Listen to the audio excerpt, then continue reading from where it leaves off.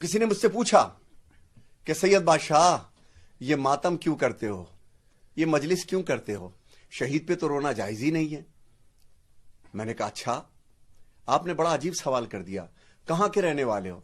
उसने पंजाब के किसी शहर का नाम लिया। तो मैंने कहा एक मेरा बात सुन। मैंने वो गली का कोना देख रहा है? कहने लगे हाँ।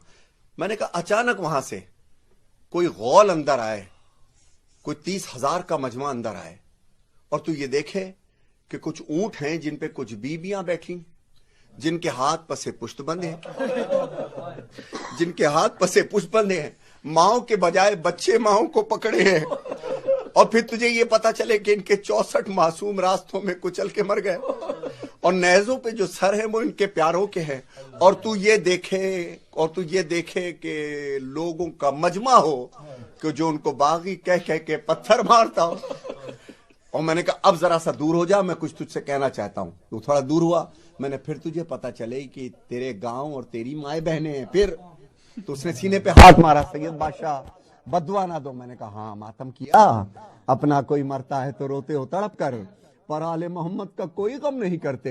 हिम्मत है तो महशर में ये कहना पैगंबर से कि हम ईद तो करते हैं, मुहर्रम नहीं करते।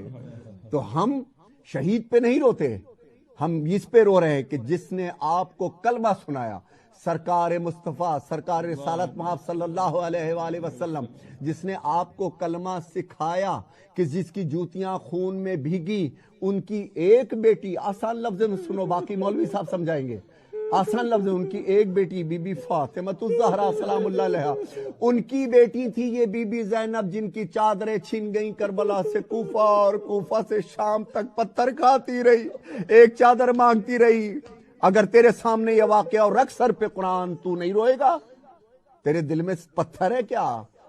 सीने में हमारे पत्थर नहीं है। मजलूम ही मजलूम को रोते हैं जहां में, मजलूम ही मजलूम को रोते हैं जहां में। तो हर साल जिसने हमको कलमा सुनाया, उसका एहसान है इस आलम इंसानियत पर, जिसने हमें कुरान दिया।